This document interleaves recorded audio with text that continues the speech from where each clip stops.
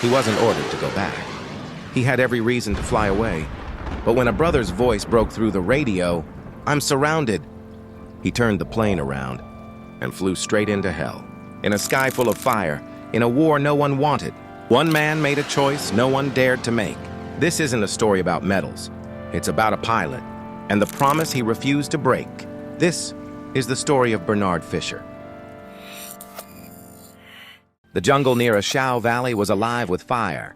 Smoke curled like serpents through the trees, licking the sky with fingers of ash, while the thunder of artillery echoed through the valley's narrow throat. On March 10, 1966, an American Special Forces camp lay in ruins, its walls shattered, its defenders exhausted. Deep inside that burning chaos, Major Dafford Jump Myers was pinned down, his A-1 Skyraider shot down, his escape cut off by an enemy too numerous and too close. Over the radio, a voice broke through the static, shaken, breathless but still clear. "I'm surrounded. I don't think I'll make it." At an air base miles away, Captain Bernard F. Fisher, who had been circling overhead earlier, heard the call. The rules were clear: no rescue attempts.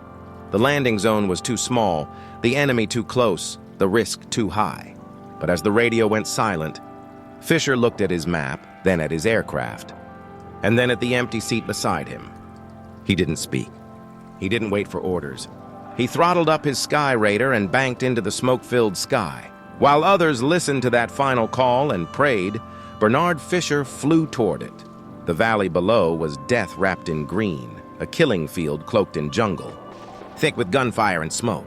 As Captain Fisher's A-1E Skyraider roared overhead, he could see the chaos unfolding like a slow-motion nightmare. Palm trees snapped from mortar blasts, tracer rounds laced the air, and the wreckage of Myers' downed Skyraider lay in the clearing, like a bleeding wound. There was no airstrip, just dirt, smoke, and a faint path torn open by fire.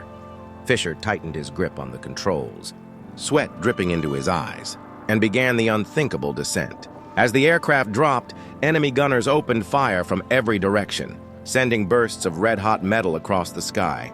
His cockpit rattled. The engine groaned. But Fisher didn't flinch.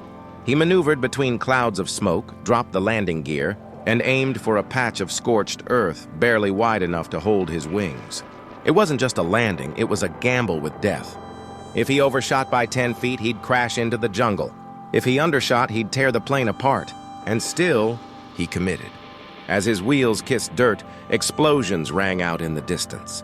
Behind the canopy, his eyes scanned the tree line for Myers. He was here. Now all that mattered was getting them both out alive. The Skyraider rumbled to a halt in a cloud of dust and smoke, its propeller whining against the chaos surrounding it.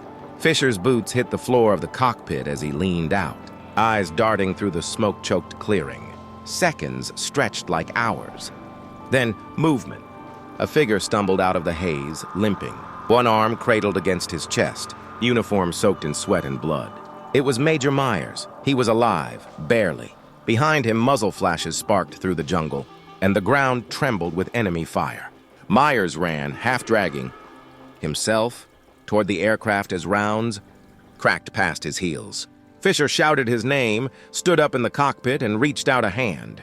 Bullets struck the dirt nearby, leaves ripped from trees. Time collapsed into pure instinct. Myers grasped Fisher's hand and hauled himself into the cockpit, blood trailing across the fuselage.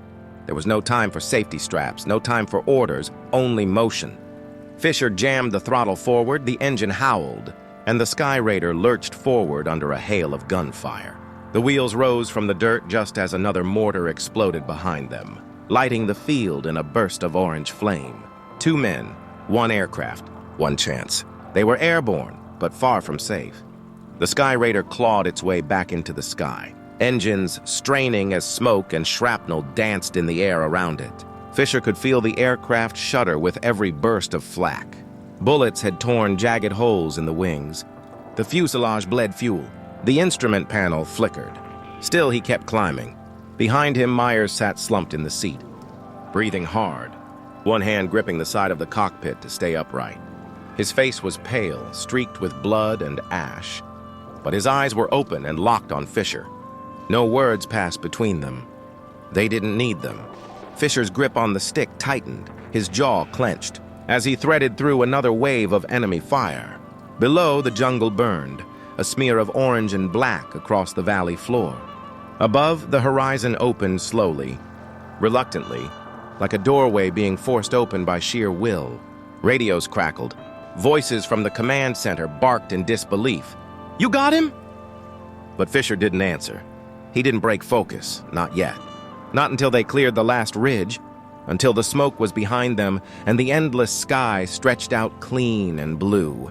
The mission wasn't over, not until both wheels touched friendly ground. The landing strip came into view through a haze of heat and disbelief. Fisher brought the wounded Skyraider in low, the aircraft trailing smoke, its right wing sluggish, its flaps hesitant, like the machine itself was exhausted. When the wheels touched down, the landing was rough, imperfect, loud, but it was home. The moment the propeller spun to a halt, the tarmac was already swarming. Ground crews ran forward. Medics pulled Myers from the cockpit. Officers shouted, pointed, ran. But Fisher stayed seated for a moment longer, staring straight ahead, eyes hollow from everything he'd just dragged through fire. When he finally stepped down, his boots hit the concrete like thunder, but there was no cheer, no smile. Just the weight of what it took to bring one man back. Later, they handed him the Medal of Honor. Generals shook his hand. Reporters wrote their headlines. But when someone asked him why he went back into that valley, his answer was quiet. Because he would have done the same for me. And that was it. No bravado, no speeches. Just one man who flew into hell, not for glory, but for a friend. Bernard Fisher didn't ask to be a hero. He didn't fly for fame. He flew because a man needed help, and he had the power to help him. That day, he risked everything, not for a medal, but for a brother in danger. He didn't wait for orders. He listened to his heart, and in a war filled with destruction, his act became a quiet reminder that courage doesn't always look like strength. Sometimes it looks like turning your plane toward the fire, because someone out there still needs you. This story teaches us one powerful truth. In life, we may not always be called to fight, but we are always given chances to care, to act, to stand for one another. True bravery is not about glory. It's about doing the right thing, even when no one's watching. Subscribe for more Wings of Valor.